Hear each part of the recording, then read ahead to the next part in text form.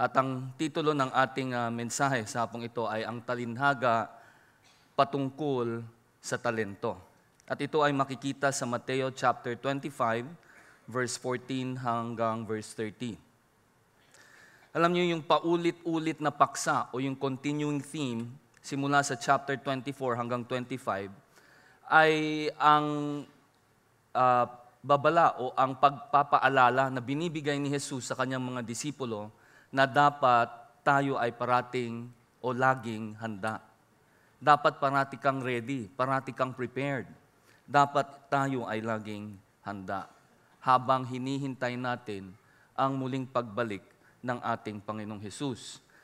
Kung naalala nyo dun sa talinhaga ng fig tree, ilang Sundays ago yan, mga 4 o 5 linggo nang nakakaraan, at hanggang sa susunod na linggo, kung saan ito ay ihahayag ni Pastor EJ, patuloy na ginagawa ni Jesus paulit-ulit na kanyang ipinapaalala sa kanyang mga disipulo na kailangan natin maging handa habang ating sinusunod ang kanyang mga utos.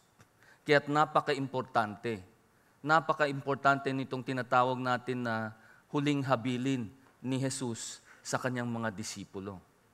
2 araw na lang kasi bago siya pahirapan at patayin nitong mga pinunong saserdote at nitong mga eskriba. 2 days before His crucifixion. Kaya paulit-ulit na binabanggit ito ni Jesus sa kanyang diskurso o dun sa kanyang pakikipag-usap sa mga disipulo dun sa bundok ng Olibo. Dahil gusto niyang makasigurado na talagang naintindihan nila yung sinasabi ni Jesus. Tayo kaya, ilang linggo na natin dinaanan itong 24 hanggang dito sa 25. Halos 2 buwan na tayo dito sa chapter 24 and 25. Next week pa natin matatapos yung chapter 25. Ang tanong ko sa inyo, naintindihan nyo na ba yung paulit-ulit na paksa na binabanggit dito? O hanggang ngayon ay hindi pa rin natin naiintindihan? Alam nyo, pag hindi nyo pa rin naiintindihan hanggang ngayon, 2 lang ang ibig sabihin nun. Ang isa, maaari dahil hindi kayo hinirang, hindi nyo talaga maintindihan ng salita ng Diyos. Pangalawa, maaaring parati kayong natutulog habang kami ay nagsasalita dito sa pulpito. Mas mabuti nang piliin nyo yung pangalawa, na kayo ay parating nakakatulog. Dahil mas mahirap ang hindi maging isang hinirang ng Panginoong Diyos. Mga kapatid ko, itong mensahe na ito ay patuloy na binabanggit ni Jesus hanggang sa kanyang pag-alis papunta sa kanyang Ama. At ang sinasabi rito ni Jesus, dapat tayo ay parating handa. You always have to be ready. You have to be prepared. Paano mo malalaman ang isang tao kung siya ay handa sa pagbabalik ng kanyang Panginoon? Paano mo malalaman na yung Kristiyano na yon ay tunay na handa sa pagbabalik ng kanyang Diyos? Alam niyo paano niyo malalaman yan? Tignan niyo ang kanyang buhay. Tignan niyo ang buhay niya. Makikita mo ba na patuloy niya at walang humpay na sinusunod ang utos ng Diyos? Hindi siya lumilihis dito sa kaliwa o sa kanan, kundi patuloy niyang sinasaliksik ang kalooban ng Diyos at sinusunod niya ito. Paano mo sasaliksikin ang kanyang salita? Paano mo sasaliksikin ang kanyang kalooban kung hindi mo inaaral o pinagbubulay-bulayan ang kanyang salita? Kaya sa hapong ito, dito sa talinghaga patungkol sa mga talento, ay uulitin lamang ang paulit-ulit na paksa na kung saan dapat tayo ay maging laging handa. Pero may dagdag pa. Dito rin maipapakita sa atin ang responsibilidad ng bawat mananampalataya ni Kristo Jesus habang siya ay naghihintay sa kanyang tagapagligtas. Kaya tayo ay magsitayo at ating babasahin yung ating pangunahing talata sa Mateo chapter 25, verses 14 to 30. Babasahin ko ito, verse 14 hanggang 30. Ang sabi rito, ito ay katulad din sa isang lalaking papaalis ng bansa. Tinawag niya ang kanyang mga alipin at ipinagkatiwala sa kanya ang kanyang mga ari-arian. Ibinigay niya sa isang alipin ang 5 talento. Sa isa pang alipin ay 2 talento. At sa isa pang alipin ay 1 talento. Binigyan niya ang bawat isa ayon sa kani-kaniyang kakayanan. Siya ay umalis agad ng bansa. Siya na nakatanggap ng 5 talento ay nangalakal at tumubo ng 5 pang talento. Gayon din ang nakatanggap ng 2 talento. Siya ay tumubo ng 2 pa. Ngunit siya na nakatanggap ng 1 talento ay umalis. Siya ay naghukay sa lupa at itinago ang salapi ng kanyang Panginoon. Pagkatapos ng mahabang panahon, dumating ang Panginoon ng mga aliping iyon at sila ay nagbigay sulit sa kanya. Dumating ang nakatanggap ng 5 talento at nagdala siya ng 5 pang talento. Sinabi niya, Panginoon, pinagkatiwala mo sa akin ang 5 talento. Narito, bukod dito ay tumubo pa ako ng 5. Sinabi ng kanyang Panginoon sa kanya, magaling ang iyong ginawa. Ikaw ay mabuti at tapat na alipin. Naging tapat ka sa kakaunting bagay. Pamamahalain kita sa maraming mga bagay. Pumasok ka sa kagalakan ng iyong Panginoon. Dumating din ang nakatanggap ng 2 talento. Sinabi niya, ipinagkatiwala mo sa akin ang 2 talento. Tignan mo, bukod dito ay tumubo pa ako ng 2. Sinabi ng kanyang Panginoon sa kanya, magaling ang iyong ginawa. Ikaw ay mabuti at tapat na alipin. Naging tapat ka sa kakaunting bagay, pamamahalain kita sa maraming bagay. Pumasok ka sa kagalakan ng iyong Panginoon.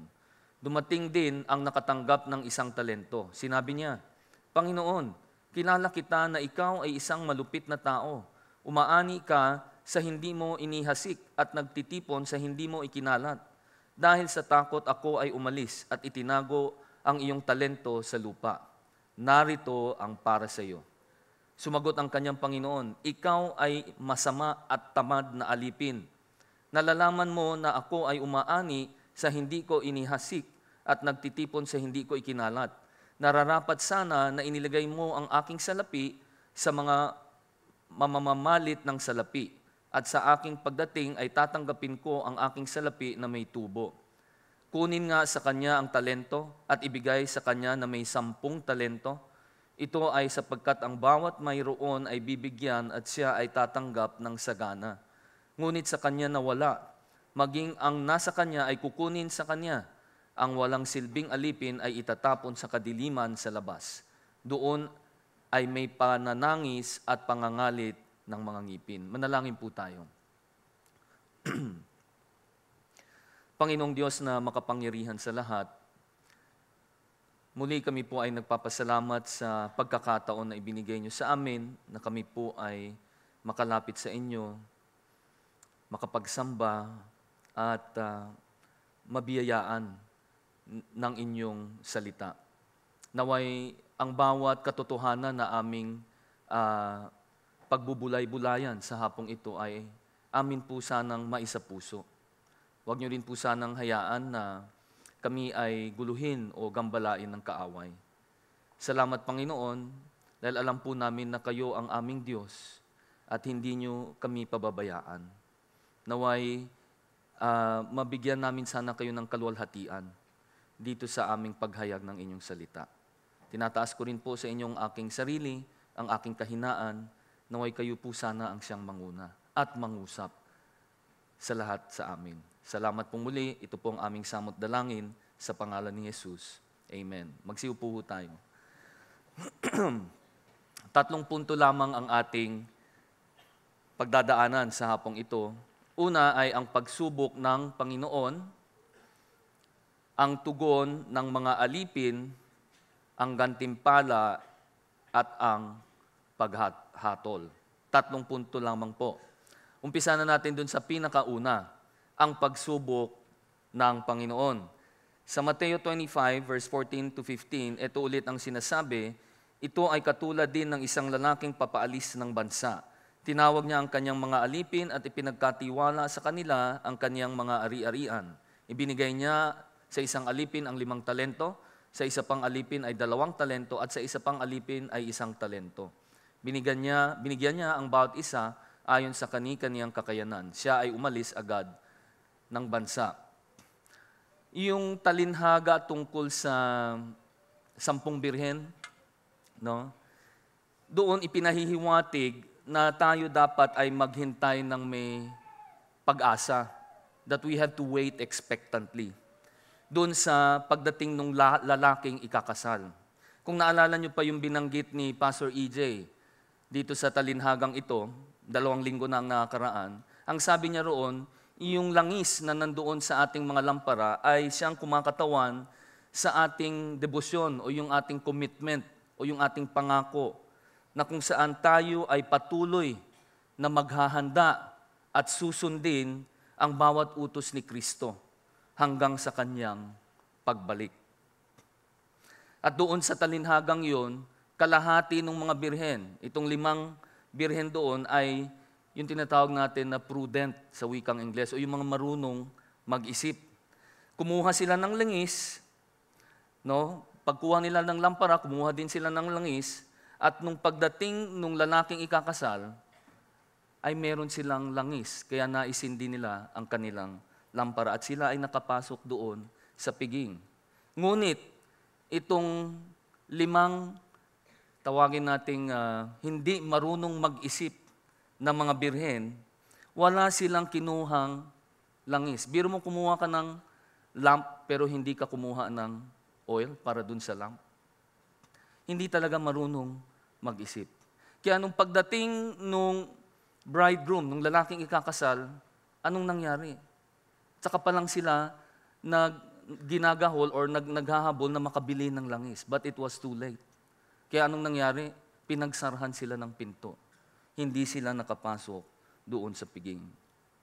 At kung yan ay titignan natin sa konteksto natin sa panahon natin ngayon, itong hindi marunong mag-isip ng mga birhen ay pwede natin ihalin tulad sa mga nagkukunwaring mga Kristiyano sa panahon natin ngayon. Na kung saan, kung titignan mo sila, meron silang anyo na pagiging Kristiyano, pero walang sustansya. Kaanyuan lamang meron, pero walang substance. Bakit? Nasa loob sila ng church . Sila yung tinatawag natin na damo na nasa kalagitnaan ng mga trigo. Tunog Kristiyano sila. Bakit? Hindi lang dahil sila ay nasa loob ng iglesia, kundi dahil sila ay nakakapag-quote ng mga Bible verses, na memorize pa nga nila, na isa sa ulo nila. Pero alam nyo, in reality, kung titignan ninyo ang kanilang mga buhay, kung titignan ninyong maigi ang kanilang buhay, malayo doon sa sinasabi nila ang kanilang pamumuhay. Hindi mo makikita na sila ay Kristiyano. Alam niyo kung bakit? Dahil patuloy silang namumuhay sa kasalanan. They continue to live in sin.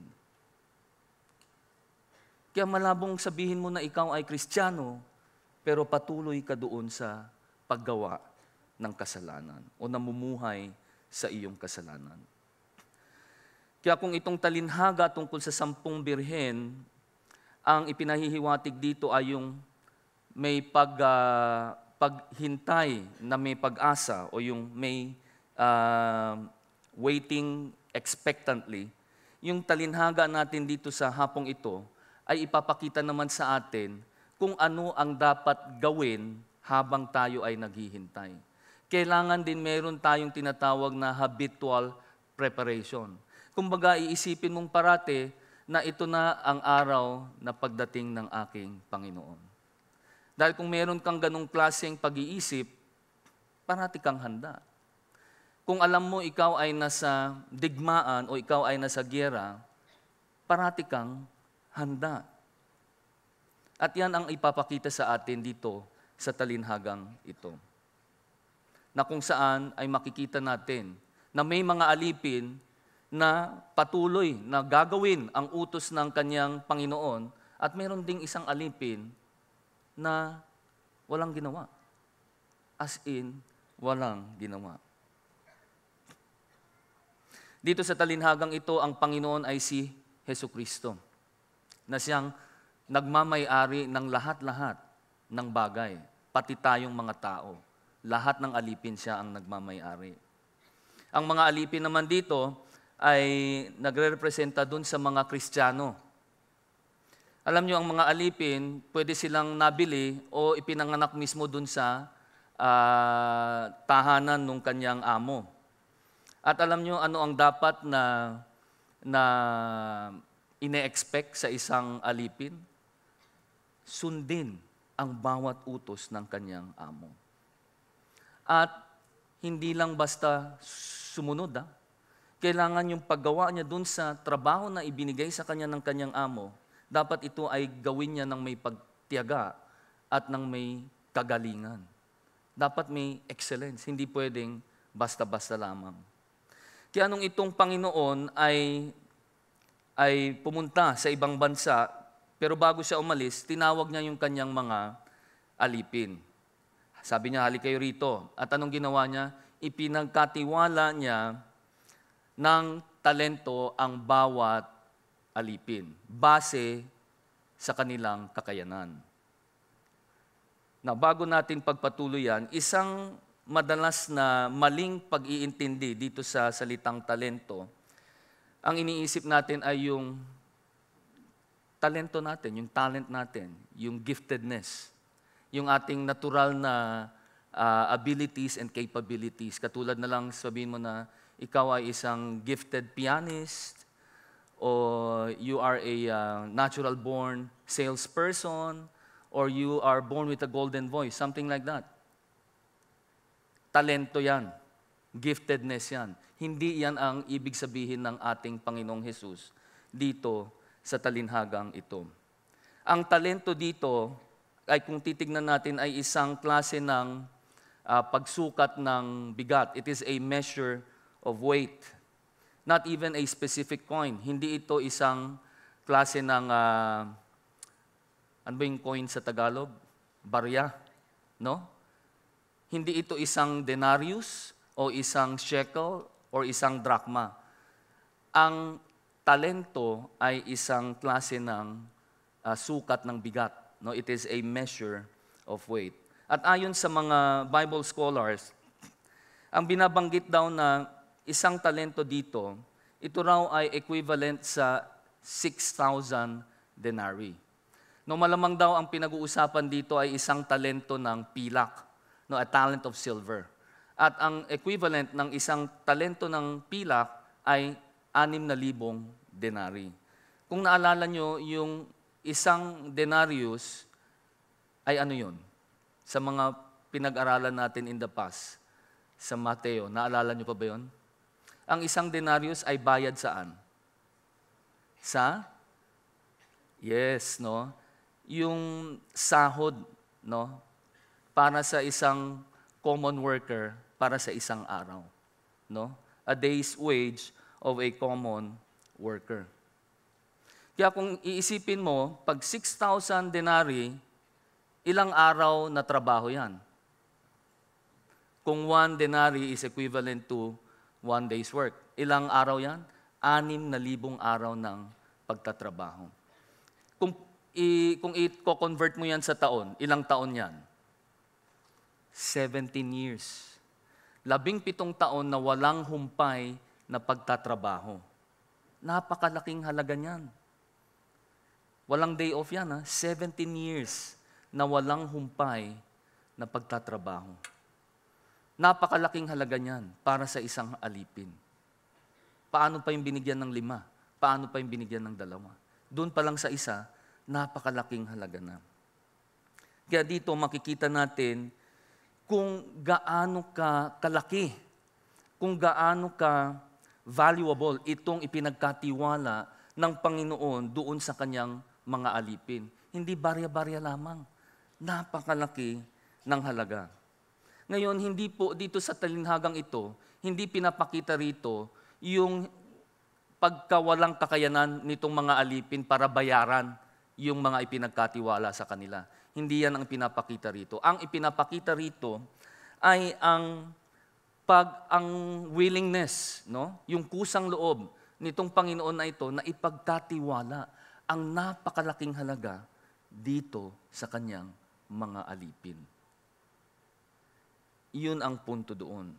Kaya kung titingnan natin ulit ang verse 15, alam niyo itong halaga, itong dami ng talento na ibinigay ng Panginoon sa kanyang mga alipin ay base sa kanilang abilidad.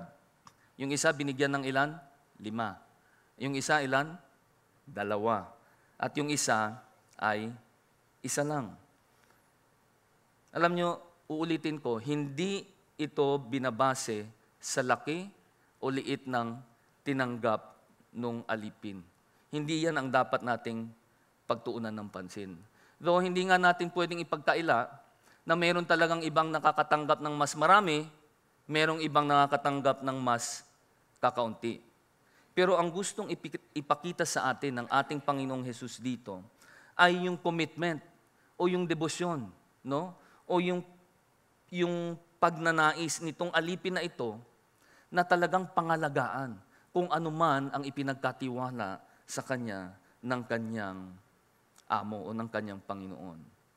At kung ito ay dadalhin natin sa ating pang-araw-araw na buhay, sa ating panahon ngayon, alam nyo, ang pinapakita rito, tayong mga nasa loob ng tahanan ng Diyos, tayong mga nagsasabi na tayo ay mga Kristiyano. Alam nyo, ang bawat isa sa atin ay ipinagkatiwala ng ating Panginoong Diyos ng kanyang katotohanan. Maari ang iba sa atin ay marami ang responsibilidad, ang iba ay kakaunti. Pero hindi yan ang importante. Ang importante ay ito.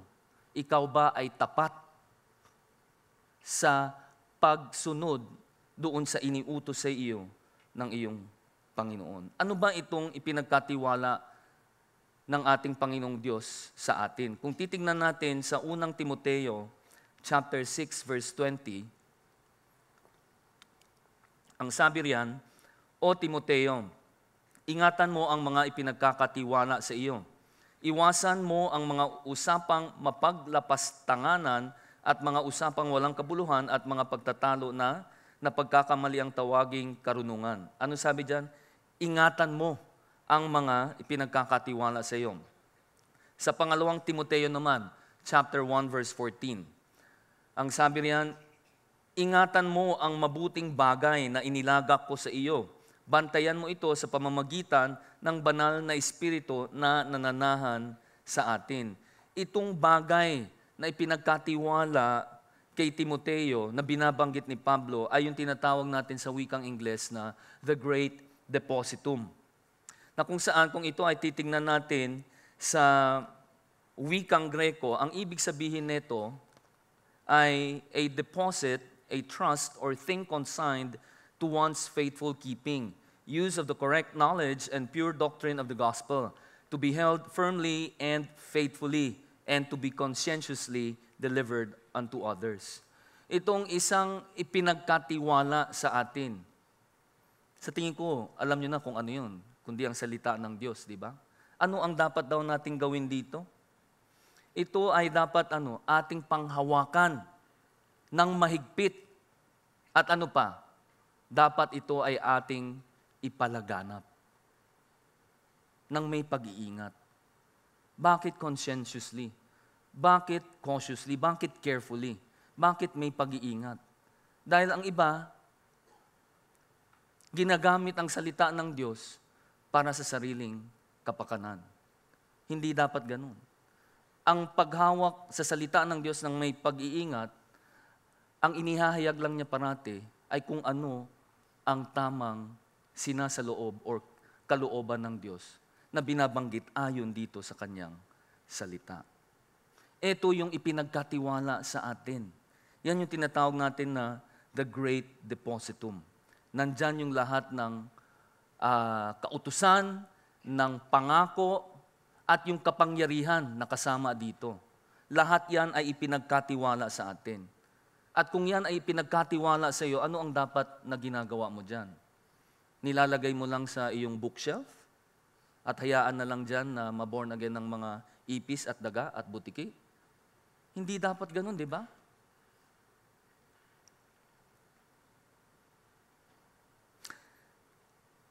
I-remind ko ulit sa inyo, ang focus natin dito ay hindi kung gaano kalaki o kaliit ang ipinagkatiwala sa atin. Ang tinitingnan natin dito ay kung gaano ka ka-committed. No, gaano ang iyong debosyon, no, sa pagsunod at sa pagtupad ng kautusan ng Diyos at kung paano mo ito ipinapalaganap. Tingnan natin ngayon kung ano ang naging tugon nitong alipin. Ang tugon ng alipin, kung titingnan natin sa Mateo chapter 25, 16-18, ang sabi riyan, siya na nakatanggap ng 5 talento ay nangalakal at tumubo ng 5 pang talento. Gayon din ang nakatanggap ng 2 talento, siya ay tumubo ng 2 pa. Ngunit siya na nakatanggap ng 1 talento ay umalis.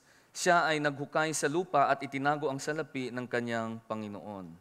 Alam niyo yung unang 2 alipin, no, yung nakatanggap ng 5 at 2 talento. Ang ipinakita nila ay ang kanilang pagtitiyaga at yung kanilang pagiging tapat doon sa bagay o doon sa utos na ibinigay sa kanila. Dahil ito ay kanilang sinunod ng maigi.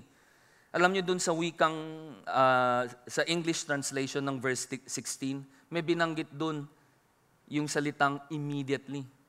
No, pagkatapos na ihayag o ibigay ng Panginoon yung utos, agad-agad. Ang ginawa nitong 2 alipin na to, itong 2 tapat na alipin ay ano? Kanilang ginamit o ininegosyo kaagad o ipinangalakal kaagad yung perang ipinagkatiwala sa kanila. Hindi sila nagsayang ng oras, hindi sila nagpapetek-petek o nagpatumpik-tumpik. Kaagad-agad, sinunod nila ang utos ng kanilang Panginoon. Ipinangalakal nila kaagad yung kung anuman ang ipinagkatiwala sa kanila. At ano ang nangyari? Itong binigyan ng 5 talento, nagbunga ito ng ilan pang talento? 5. Nagdoble. Yung binigyan ng 2 talento, ganun din, di ba? Nagdoble rin. Kumita siya ng 2 talento. Sigurado ako, hindi sila nag-invest doon sa tinatawag natin na pyramiding. Alam niyo yung pyramiding? No? Maraming sa atin ang nabibiktima sa ganyan kung hindi ka maging maingat. Pero ang ginawa nitong mga alipin na ito, dahil ayaw nilang masira ang pangalan ng kanilang amo, yung kanilang pagninegosyo, yung kanilang pangangalakal ay ginawa nila ng buong katapatan, hindi dinaan sa pandaraya. Yan ang isang tapat na alipin. Yan ang isang alipin na matalino, na alam niya yung importansya nung ipinagkatiwala sa kanya at kung ano ang dapat niyang gawin. Kahit hindi pa niya nakikitang dumarating ang kanyang amo. Kahit hindi pa siya sigurado kung anong araw siya babalik. Itong isa pang alipin na binigyan ng 1 talento, ano kaya ang kanyang ginawa? Anong ginawa niya? Naghukay siya sa lupa. Tapos anong ginawa niya? Ibinaon niya yung talento na ibinigay sa kanya ng kanyang Panginoon at doon niya itinago. Ano ang maitatawag natin sa alipin na ito? Siya ay tamad. Tamad na alipin. Biro mo, 1 talento na lang nga ang binigay sa kanya.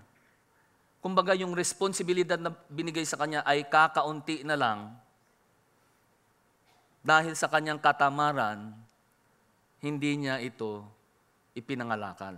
Bagkus, ibinaon na lang niya sa lupa.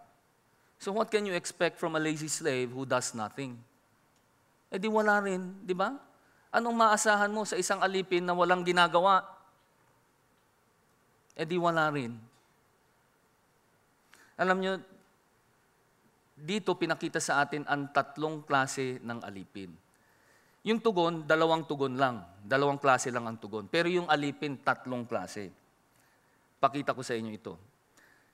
Yung una na nakatanggap ng 5 talento ay dito pinapakita na yung klase ng Kristiyano na kung saan siya ay tumanggap ng mas maraming responsibilidad.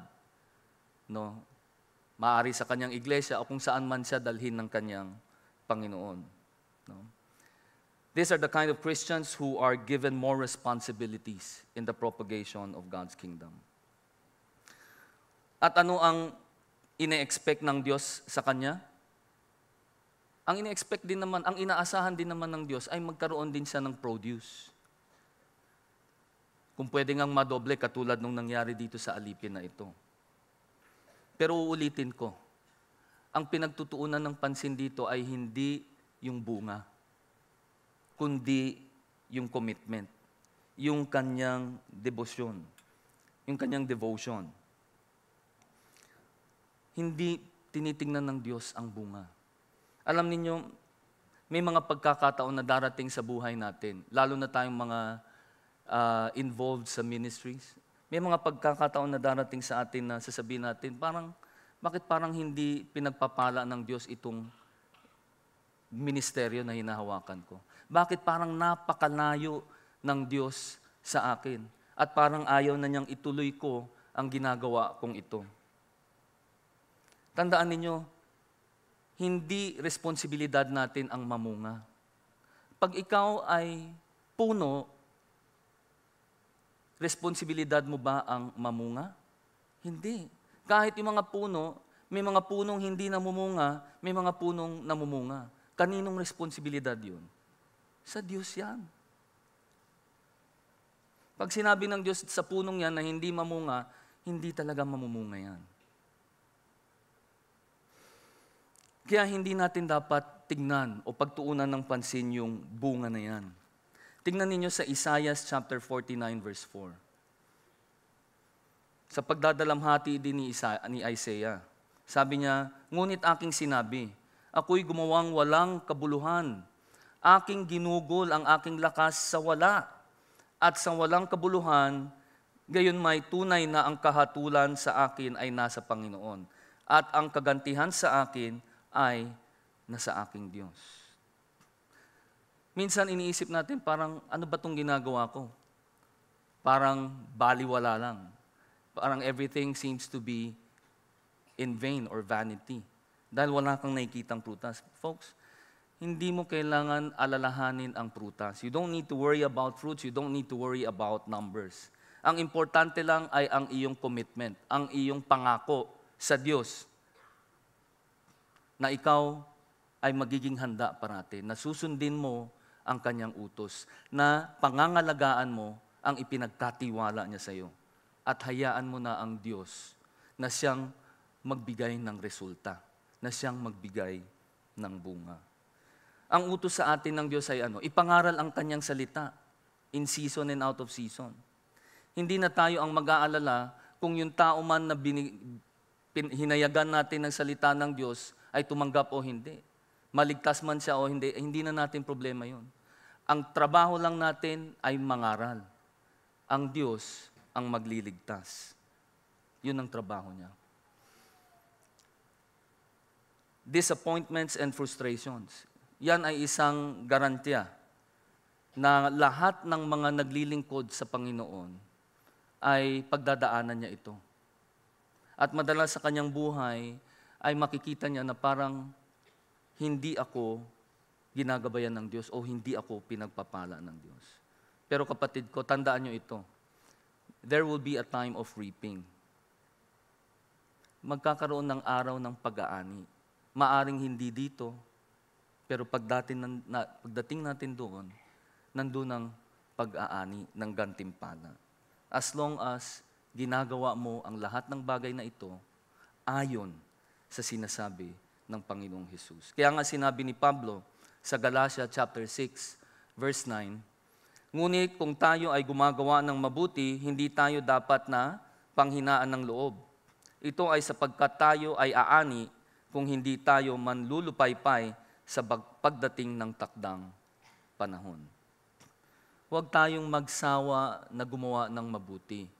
Patuloy nating gawin kung anuman ang ipinagkatiwala sa atin ng ating Panginoong Diyos. Huwag tayo panghinaan ng loob dahil ang sabi dito ni Pablo, aani tayo. Darating yung takdang araw na aani tayo. Pero may kondisyon. Yan ay kung ikaw ay hindi manlupaypay. Ano ba yung manlupaypay? Hindi naman pamaypay yun, no? O parang hindi ka mapaghinaan ng loob, di ba? Mapanghinaan ng loob. O di kaya ikaw ay umatras doon sa laban. Alam nyo, dito sa pangunahing talata natin, madalas nagkakaroon sila ng maling pag-iintindi. Ang iniisip nila parati, ito, ang ipinapakita dito sa talinhagang ito, salvation based on works. Yun ang kanilang iniisip, pero maling-mali. Dahil ang punto na pinapakita rito ni Jesus ay hindi tungkol sa bunga o doon sa manifestation, kundi ang nilalaman ng puso. Yun ang focus, yun ang tinuturo ng ating Panginoong Jesus. Hindi siya nakafocus doon sa kung na-doble mo ba o na-triple mo ang ipinagkatiwala ko sa iyo. Hindi. Ang tinitignan niya parati ay kung ikaw ay naging tapat doon sa ipinagkatiwala niya sa iyo. Hindi tayo pwede maging lukewarm o yung nagtatamad-tamaran. Hindi pwede. Alam niyo, naalala ko nung may nagsabi sa akin na pag ikaw ay nagsimulang lumakad, nakasama si Kristo Jesus, ibig sabihin nung simula kang naging Kristiyano, nag-umpisa na ang digmaan sa iyong buhay. No, yung battle sa buhay mo ay nagsimula na. Tandaan ninyo, ang buhay Kristiyano, ay isang buhay na masasabi nating, hindi ko naman sinasabi na puro hinagpis at kalungkutan. No? Meron ding kagalakan. Pero tandaan nyo na tayo ay nasa isang digmaan. Hindi tayo pwedeng maging unprepared or maging unaware. Kailangan parati kang aware sa mga paligid mo at kung ano ang nangyayari. Dapat alam mo na ikaw ay parating inaatake ng iyong kaaway. Kaya hindi ka pwedeng papetek-petek o patumpik-tumpik. At ang gagawin ng kaaway, alam nyo ano? I-distract kayo. I-distract niya kayo na kung saan ay sasabihin niya, walang giyera, walang digmaan. Everything is peaceful. Everything is okay. At ito pa yung kadalasan na binabanggit ng kaaway. Sa wikang Ingles, ang sabihin niya parati, you can have fun while being a Christian. Pwede kang maging, ano ba yung fun sa Tagalog? O pwede kang parating may kasiyahan, no? Habang ikaw ay lumalakad sa iyong pagiging Kristiyano. Ano bang ibig sabihin diyan? Ang sinasabi rito, may narinig kasi ako isang beses na may nagbanggit. Ang sabi niya, pwede akong mag-belly dancing or pole dancing, basta't ito ay gagawin ko para sa Panginoon. And she even said na, I can be sexy for the Lord. Bawat bagay na dinugtungan ng for the Lord, parang binigyan mo ng lisensya na pwede mong gawin. Oo, alam ko, maaring magsasabi, yung iba sa inyo, i-contest yung binanggit ko na, anong masama sa belly dancing? Kahit pinapakita ko yung aking malaking tiyan, anong masama doon? Anong masama doon sa pole dancing? Or anong masama kung ako ay nagpa-practice ng ganun at ng ganun, na kung saan I'm having fun? May masama ba roon? Hindi po yung ang pinupunto ko. Hindi ko pinupunto na kasalanan ang belly dancing o ang pole dancing. Ito ang aking punto. Ang gustong gawin ng kaaway ay tanggalin ang iyong focus doon sa laban. At dalhin ka niya o i-distract ka niya dito sa mga gawain ng kamunduhan. Yan ang gagawin ng kaaway. Ipapakita niya sa iyo, you can have fun while being a Christian. Mawawala ang iyong focus doon sa laban. At pag ikaw ay nawala ang focus sa laban, pag na-distract ka na doon sa digmaan, anong mangyayari? Hindi ka na magiging handa. Madali ka nang tirahin ng kaaway. Some of you might even say na, okay lang mag-Dota o maglaro ng video games as long as I'm doing it for the Lord. Yung may mga ganong dugtong na eh. Pero alam nyo, again, hindi ko sinasabi na kasalanan yung video games o kasalanan yung Dota. But what I'm saying here is, ang ginagawa ng kaaway, na imbes na ikaw ay patuloy doon sa iyong gawain, na saliksikin ang salita, tulungan ang ministeryo, anong nangyayari? Ang oras mo ngayon ay napupunta na rito. Bakit? Meron kasing mga tao na nagsasabi, you can have fun. Or it is more fun being a Christian. But indeed, it is true na masarap naman talaga maging Kristiyano kung alam mo ang katotohanan. Dahil kahit ikaw ay nasa kalagitnaan ng pagsubok o ng paghihirap, meron ka pa rin kagalakan. Itong alipin na may 2 talento, ano ang pinapakita dito? Itong alipin na 2 talento ay ipinapakita yung mga Kristiyano na binigyan ng mas kakaunting responsibilidad. Yung 5 talento, mas malalaki ang responsibilidad. Yung binigyan ng 2 talento na alipin, mas maliliit. Pero hindi ibig sabihin na hindi ito importante. Dahil kung wala rin sila, hindi rin mabubuo magiging maayos ang tahanan ng Diyos. Hindi ko binabanggit ito para maliitin ang mga binigyan ng kakaunting responsibilidad. Uulitin ko, ang focus dito ay hindi kung gaano karami o kakaunti ang ibinigay o ang ipinagkatiwala sa iyo. Ang pinupunto dito ng Diyos ay kung ikaw ba ay naging tapat doon sa ipinagkatiwala sa inyo. At ano ang nangyari dito sa alipin na binigyan ng 2 talento? Dahil siya ay tapat, dahil siya ay masipag, anong nangyari? Nagbunga o nanganak pa ng 2 talento. No, o kumita pa ng 2 talento yung pinagkatiwala sa kanya. Hindi ito dahil sa siya ay magaling, kundi ito ay dahil sa kanyang pagiging tapat at pagiging committed doon sa ipinagkatiwala sa kanya ng kanyang Panginoon hanggang sa kanyang pagbabalik. Tignan na natin ngayon itong tamad na alipin. No, itong pangatlong klaseng alipin. Ito yung binigyan ng iisang talento. Na imbis na kanyang ipinangalakal, anong ginawa niya? Ito ay kanyang inilibing sa lupa. Kung tatanungin niyo ang negosyante, ang isang negosyante, kapag ang pera ay inilagay mo lang sa kaha de hierro, pinabayaan mo lang doon, sasabihin niya yung tao na yon ay walang business sense. Bakit? Sayang yung interest eh. Di ba? Imbis na ilagay mo dun sa iyong kaha de hierro o ilibing mo dun sa bakuran ninyo, ilagay mo na lang sa bangko at kikita pa ito ng interest. Ngayon, kung titingnan natin, sasabihin natin, ay wala namang masama dun sa ginawa nitong tamad na alipin. Hindi naman niya ginamit yung pera sa maling gamit. Hindi niya ito ginastos na lang ng basta-basta. Ang ginawa pa nga niya, itinago niya. So anong masama doon? I-share ko lang sa inyo itong isang quotation ni Lord Francis Bacon. Sa wikang Ingles nga lang. No?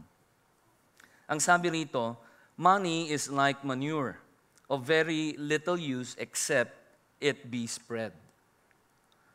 Ang pera daw, no, hindi ko na tatagalogin, no? Pero yung sinasabi rito, ang pera o ang mga ari-arian dito sa mundo, kapag hindi mo ginamit ito, walang kwenta yan. Kapag inilagak mo lang dyan at hindi mo ginamit, walang usefulness yan, walang kwenta. Actually, hindi lang nga ito useless eh. Kung titignan ninyo ang Biblia, ang sabi pa ng Biblia, ito ay isang klase ng evil. It is a kind of evil. If you look at dito sa Ang Mangangaral, chapter 6, verse 1 and 2, ang sabi riyan, may kasamaan na nakita ako sa ilalim ng araw at mabigat sa mga tao. Ang tao na binibigyan ng Diyos ng mga kayamanan, pag-aari at karangalan, na anupat walang kulang sa kanyang kaluluwa sa lahat niyang ninanasa. Gayon may hindi binibigyan siya ng Diyos ng kapangyarihan na kumain niyaon, kundi iba ang kumakain niyaon. ito'y walang kabuluhan at masamang sakit. Isa pang verse sa Santiago chapter 5 verse 3. Ang inyong ginto at ang inyong pilak ay kinakalawang na, at ang mga kalawang na ito ay siyang magiging patotoo laban sa inyo. At gaya ng apoy na lalamunin ang inyong laman, kayo'y nagtipon ng inyong mga kayamanan sa mga huling araw. Ito ay isang klase ng kasamaan. Kapag ang bagay o ang salapi o kung kahit anumang ari-arian na ibinigay sa iyo ng Diyos, at hindi mo ito ginamit, binaon mo lang sa lupa, ito ay isang klase ng kasamaan. Pero tandaan ninyo, ang issue dito sa tamad o hindi tapat na alipin ay hindi dahil sa siya ay may ginawang kasalanan o may ginawang kamalian pala. Hindi yan ang issue sa kanya. Alam nyo anong issue sa kanya? Ang issue sa kanya ay wala kasi siyang ginawa. Hindi issue na may mali siyang ginawa doon sa ipinagkatiwala sa kanya. Ang issue sa kanya ay ano? Wala siyang ginawa. Tingnan natin ang ating pangatlong punto, ang gantimpala at ang paghatol. Ang sabi rito sa verse 19 to 23. Pagkatapos ng mahabang panahon, dumating ang Panginoon ng mga aliping iyon at sila ay nagbigay sulit sa Kanya. Dumating ang nakatanggap ng 5 talento at nagdala siya ng 5 pang talento. Sinabi niya, Panginoon, pinagkatiwala mo sa akin ng 5 talento, narito. Bukod dito ay tumubo pa ako ng 5. Sinabi ng kanyang Panginoon sa kanya, magaling ang iyong ginawa. Ikaw ay mabuti at tapat na alipin, naging tapat ka sa kakaunting bagay, pamamahalain kita sa maraming bagay. Pumasok ka sa kagalakan ng iyong Panginoon. Alam niyo, magkakaroon ng araw na tinatawag natin sa wikang Ingles, yung Day of Reckoning. Na kung saan, sa pagbabalik ng Panginoon, ang gagawin niya, bawat isa sa atin, He will be making us accountable. No? Kumbaga, parang magkakaroon ng accountability meeting, no, with our Lord and Savior Jesus Christ. Pero alam nyo, sa pagkakataon na yon, hindi lang niya titignan kung ano yung mga naging aksyon o yung mga ginawa mo habang siya ay wala pa. Ang titignan niya rin dito ay kung ano ang hindi mo ginawa habang siya ay iyong hinihintay. Hindi lang kung ano yung iyong ginawa, kundi kung ano rin ang hindi mo ginawa. Alam niyo, itong dalawang tapat na alipin na binigyan ng 5 at 2 talento, sila ay binigyan ng gantimpala. Una, hindi dahil sa nagdoble yung kinita ng talento. Hindi kundi ito ay dahil sila ay naging tapat sa kanilang tungkulin. Dahil naging tapat sila doon sa bagay o doon sa talento na ipinagkatiwala sa kanila ng Panginoon. At dahil doon sa katapatan na yon, dahil doon sa faithfulness na yon, nagbunga, nagdoble. Uulitin ko, hindi sila binigyan ng gantimpala dahil nagdoble yung kanilang talento, kundi dahil sa kanilang katapatan. Kung titingnan ninyo ang Mateo chapter 25 verse 21 at saka yung verse 23, ang sabi riyan, sinabi ng kanyang Panginoon sa kanya, magaling ang iyong ginawa, ikaw ay mabuti at tapat na alipin, naging tapat ka sa kakaunting bagay. Yun ang sabi ng Panginoong Jesus. Yun ang sabi ng Panginoon nila. Naging tapat ka sa kakaunting bagay. Hindi sinabi ng Panginoon na dahil nagdoble ang iyong bunga. Hindi yun ang sinabi ng Panginoon. Anong sinabi niya? Dahil ikaw ay naging tapat.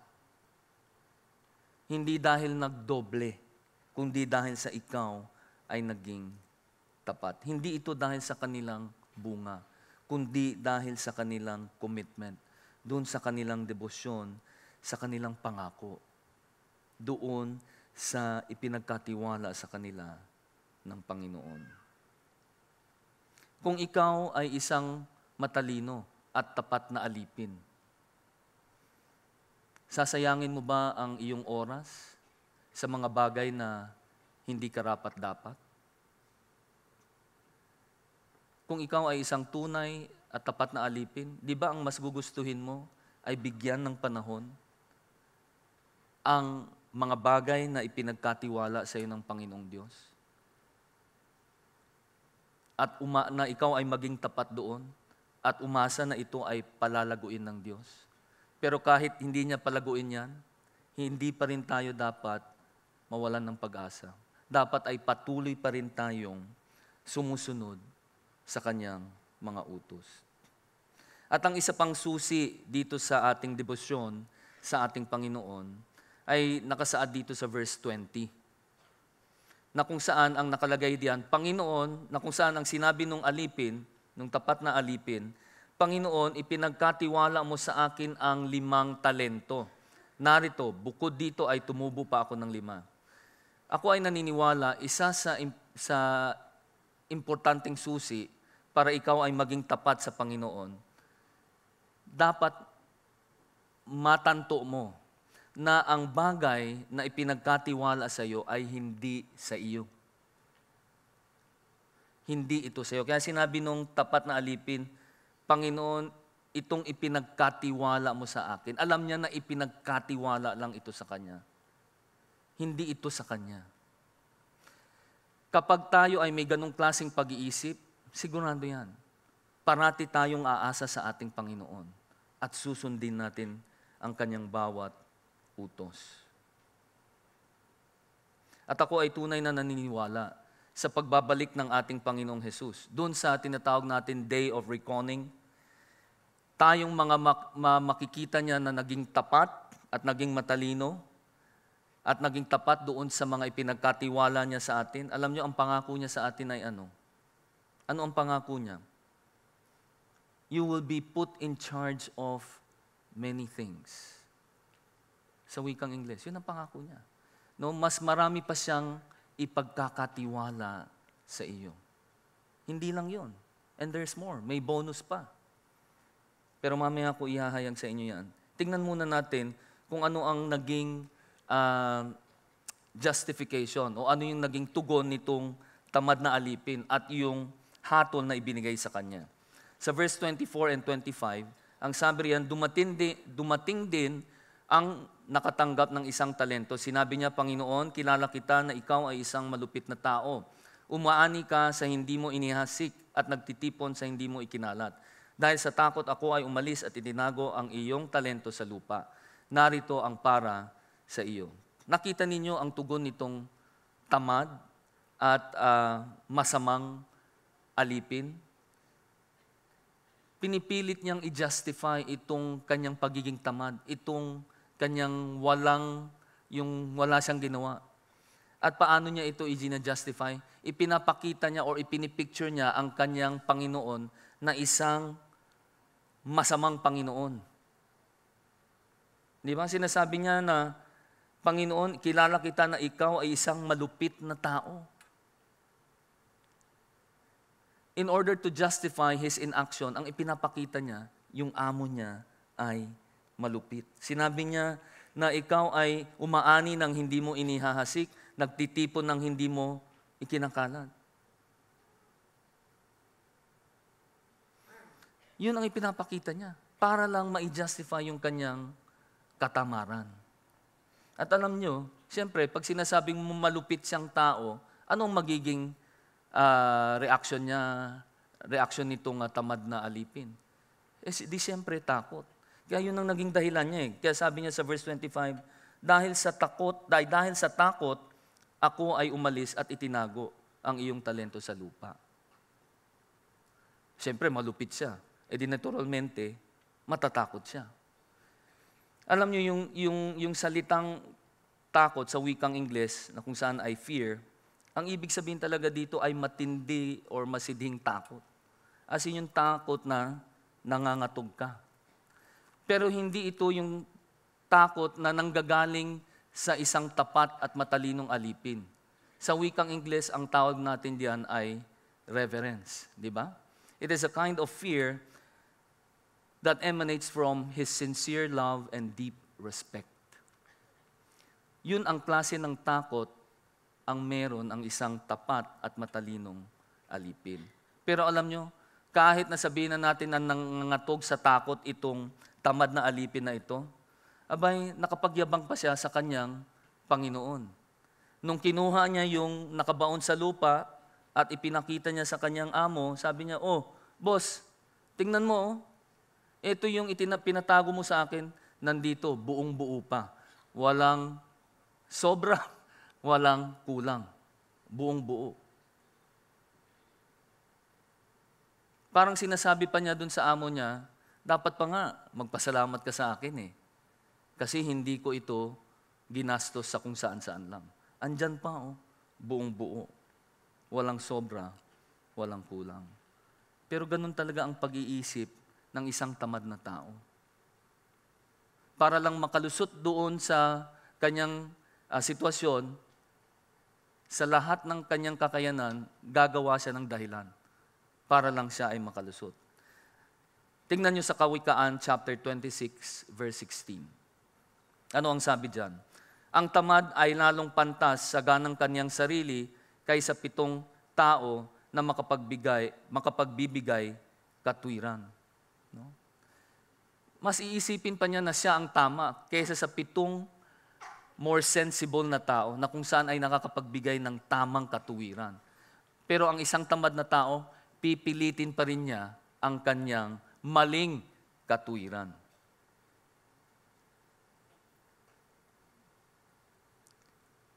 Kaya magaling sila magpalusot eh. Sana hindi tayo itong tamad na alipin. Verse 26 and 27 ng chapter 25. Ang sabi rito, sumagot ang kanyang Panginoon, ikaw ay masama at tamad na alipin. Ito ngayon yung naging tugon ng Panginoon. Nalalaman mo na ako ay umaani sa hindi ko inihasik at nagtitipon sa hindi ko ikinalat. Nararapat sana na inilagay mo ang aking salapi sa mga mamamalit ng salapi at sa aking pagdating ay tatanggapin ko ang aking salapi na may tubo. Kapag baluktot talaga ang pag-iisip mo tungkol sa iyong Panginoon, ang aksyon mo o ang reaksyon mo ay mali rin.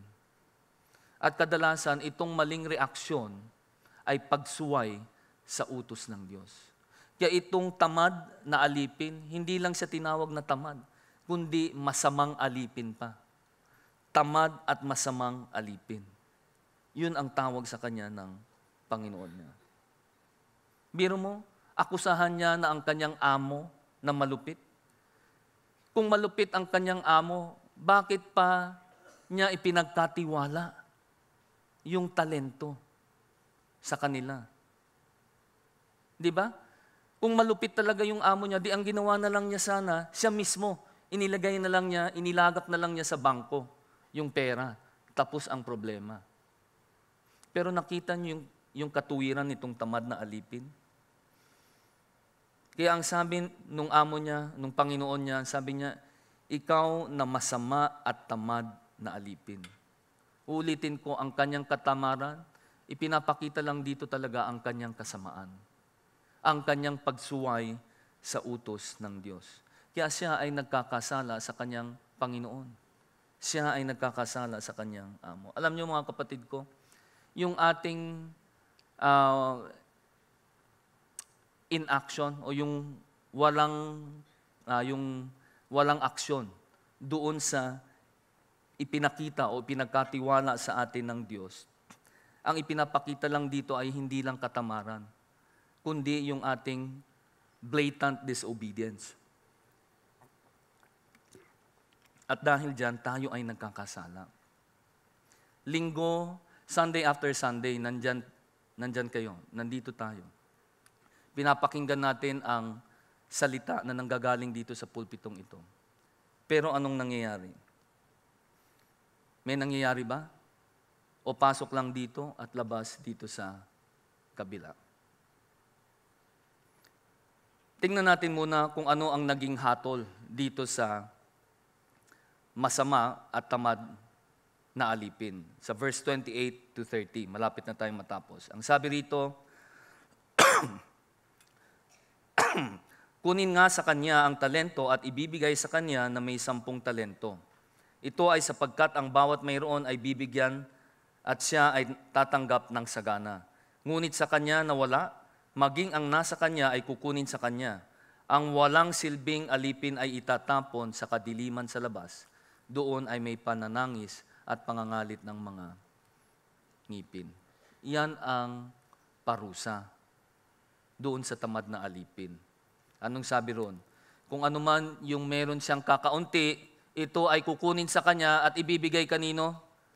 Doon sa may 10 talento, doon sa may 4 na talento. Yun yung binabanggit ko kanina na may bonus pa. Meron ka ng marami, dadagdagan pa yan dahil kukunin doon sa kakaunti. Mayroong kakaunti na hindi naging tapat, na naging tamad. At ang parusa sa mga ganong klaseng tamad na alipin, sa mga masamang alipin na ito, sila ay dadalhin sa kadiliman sa labas na kung saan ay may pananangis at pangangalit ng mga ngipin. Alam na natin siguro kung saan yan. Alam niyo, sa ating pagtatapos, tingin ko malinaw na sa ating lahat na yung tinutukoy dito na 2 tapat na alipin, ang nire-representa nito ay yung mga taong hinirang o yung mga Kristiyanong, yung mga tunay na Kristiyano, the elect, no? Ang nire-represent nitong tapat na alipin ay yung mga hinirang ng Diyos. At yung tamad at masamang alipin, sino naman ang nire-representa niyan? Ang kinakatawan naman niya ay yung mga hindi ligtas. Yung mga patuloy na sumusuway sa kautusan ng Diyos. Tandaan ninyo, yung binanggit dito, yung mga alipin, yung tapat man o yung tamad, ay nasaan? Nandun sa tahanan ng Panginoon. Anong ibig sabihin nun? Dito pinapakita yung realidad na kung saan yung mga damo at yung mga trigo ay nagsasama sa iglesia ng Diyos. Na kung saan yung mga unbelievers ay nakikipag-blend in sa mga believers. Bakit? Dahil sila ay nasa loob ng iglesia. Alam nyo, hindi mo kailangan maging isang mamamatay tao o isang nakikiapid para sabihin ikaw ay isang taong hindi hinirang o hindi mananampalataya. No, hindi mo kailangan maging isang mamamatay tao. Itong mga taong sinasabi ng Diyos na hindi hinirang, itong mga taong na hindi naniniwala, ay yung mga taong Sunday after Sunday nakaupo dyan, naririnig yung salita, pero walang ginagawa. Pasok sa kanang tenga, lalabas lang doon sa kaliwa. Pagtanggap, iiwan lang dyan sa silya at aalis na at gagawin na kung ano man yung ginagawa nila sa pang-araw-araw. Parang walang nangyari. Alam ninyo, kung naalala nyo pa yung sa Matthew chapter 11, na kung saan ay isinumpa ng Diyos itong siyudad ng Chorazin, Bethsaida at Capernaum. Itong mga siyudad na ito ay hindi naging hostile, hindi sila naging violent towards the Lord Jesus Christ. Pero alam nyo, yung parusan na binigay sa kanila, mas matindi pa kaysa sa Sodom, Tyre at Sidon, combined. Alam nyo ano yung kasalanan nila? Alam nyo anong kasalanan? They're being indifferent. They're inaction. Yung wala silang ginawa. Kahit na nakita na nila sa harapan nila ang katotohanan, ang mga milagro na ginawa ng Diyos, ang pangangaral na ibinigay ni Jesucristo sa kanila, pero wala pa rin silang ginawa.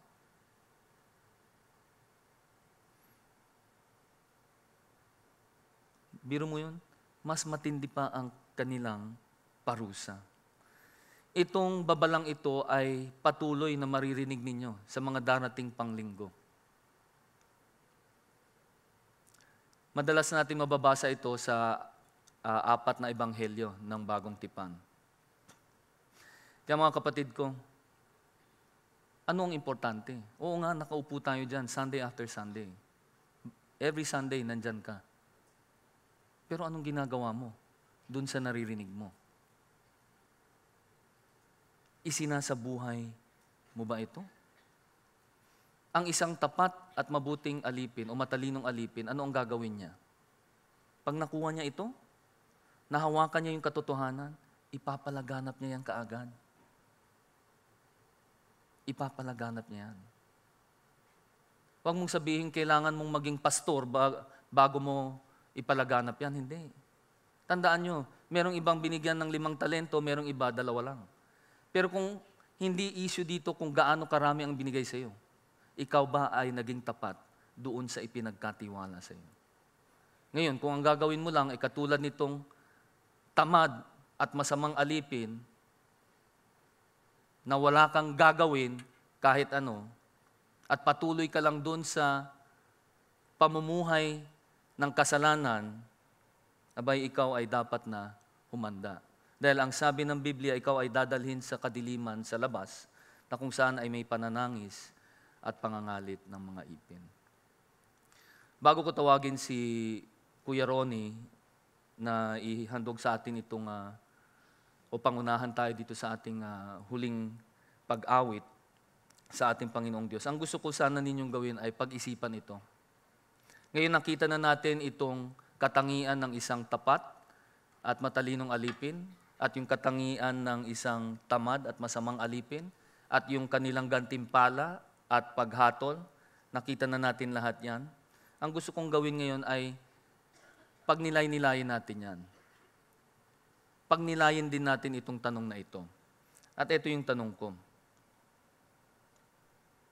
Sa tingin nyo ba, kung ikukumpara ninyo ang buhay nyo ngayon, masasabi mo ba na ikaw ay isang tapat at matalinong alipin? O isa kang tamad at masamang alipin? Ikaw lamang ang makakasagot niyan. Pero hindi pa huli ang lahat. No, hindi pa huli ang lahat. Pag nilay-nilayin natin yan ngayon.